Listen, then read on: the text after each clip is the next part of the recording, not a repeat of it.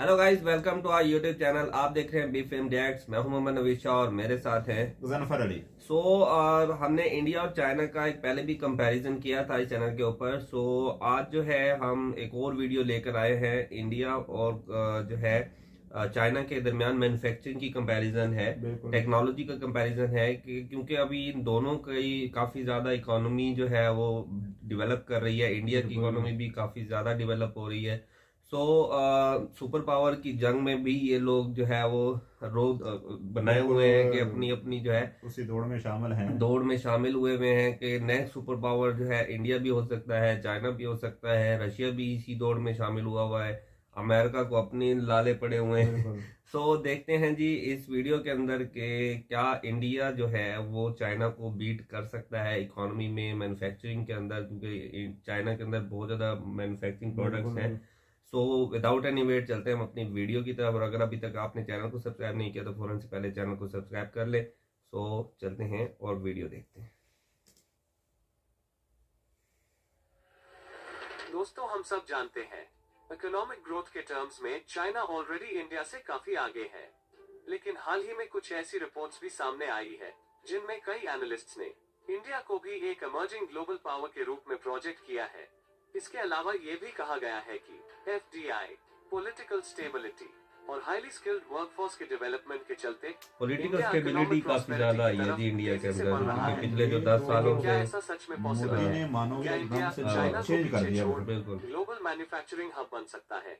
आइए देखते हैं इस वीडियो में। तो चलिए शुरू करते हैं दोनों देशों की एक ब्रीफ हिस्ट्री से।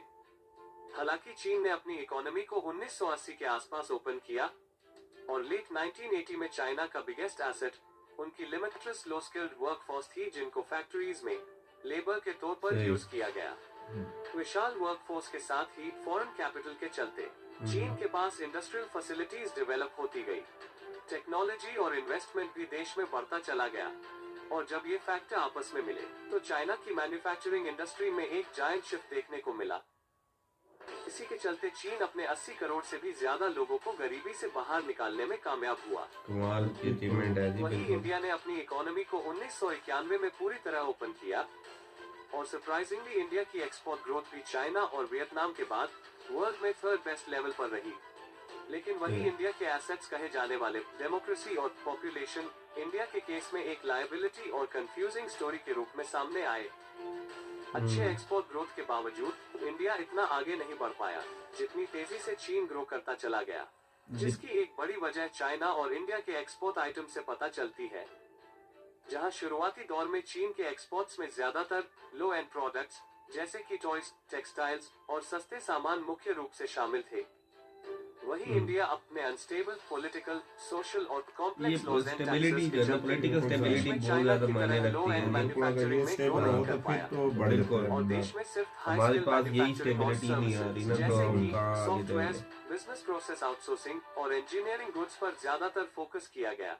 इसी के चलते इंडिया में बिजनेस और जॉब अपॉर्चुनिटी में एक बड़ा गैप जनरेट हुआ, जिसने केवल वेल एजुकेटेड और इंग्लिश स्पीकिंग वर्कफोर्स को फेवर किया और बाकी सभी सेक्टर्स मोस्टली वही के वही रहे। इसी वजह से देश की मेजर अनस्किल्ड वर्किंग पॉपुलेशन देश के लिए एक लायबिलिटी के रूप में सामने आई, जिसके बाद बढ़ते ट्रेड डेफिसिट और अनएम्प्लॉयमेंट के चलते गवर्नमेंट ने कुछ मेजर स्टेप लेने शुरू किए और देश में मेक इन इंडिया, डीमोनेटाइजेशन, उसके बाद जीएसटी को भी इंट्रोड्यूस किया गया। लेकिन फिर भी ये रिफॉर्म्स देश के मैन्युफैक्चरिंग सेक्टर को एक्सपेक्टेड रिजल्ट्स नहीं दे सके। तो चलिए जानते हैं फिर इंडिया कैसे आने वाले समय में एक मैन्युफैक्चरिंग हब बन सकता है। इंडिया के मैन्युफैक्चरिंग सेक्टर के ग्रोथ की चाबी छिपी है चीन की एजिंग पॉपुलेशन में, क्योंकि कहा जाता है कि चीन इतिहास में पहला देश होगा जिसकी पॉपुलेशन अमीर होने से पहले बूढ़ी हो जाएगी। वहीं इंडिया की एवरेज पॉपुलेशन आज भी 30 साल से कम है और बताया जा रहा है कि पॉपुलेशन की टर्म्स में इंडिया 2050 तक चीन को एक वाइड मार्जिन से पीछे छोड़कर 170 करोड़ की पॉपुलेशन के साथ वर्ल्ड्स लार्जेस्ट कंट्री बन जाएगा। और चाइना ने कंट्रोल किया हुआ है ग्रोथ पे ना, तो जिसकी वजह से उनके ग्रोथ बढ़ते जा रहे हैं पैरामीटर्स पर फोकस करने की, जिसमें education, infrastructure, skill development, social और इकोनॉमिक रिफॉर्म्स शामिल हैं। तो आशा करते हैं आपको यह वीडियो पसंद आया होगा। सो हमने देखा जी इंडिया और चाइना का कंपैरिजन। अब इसमें अभी फिलहाल जो है चाइना बहुत आगे जा रहा है, क्योंकि उनके डोमेस्टिक प्रोडक्ट्स भी इतने ज़्यादा हैं कि क्योंकि बेसिकली स्ट्रेटजी पे डिपेंड करता है। उनका जो ओवरऑल पॉलिटिकल स्टेबिलिटी है उनके अंदर बहुत पहले उन्होंने अचीव कर ली, जिसकी वजह से उनके अंदर डेवलपमेंट ज़्यादा हुई। हमारे यहाँ यही प्रॉब्लम रहती है ज़्यादातर, जो है हम पॉलिटिकल स्टेबल नहीं रहते। अब क्योंकि इंडिया पिछले 10 सालों से स्टेबल हालत में है, सेम जो है वो पार्टी उसके ऊपर गवर्नमेंट उनकी बन रही है, तो इस वजह से तरक्की भी हो रही है। हमारे यहाँ पाकिस्तान के अंदर अगर हम बात करें तो हमारे यहाँ कोई हुकूमत 5 साल पूरे ही नहीं कर पा रही, या तो 4 साल या 3 साल या 2 साल। अब 2 साल या 4 साल में कोई भी हुकूमत कुछ भी नहीं कर सकती।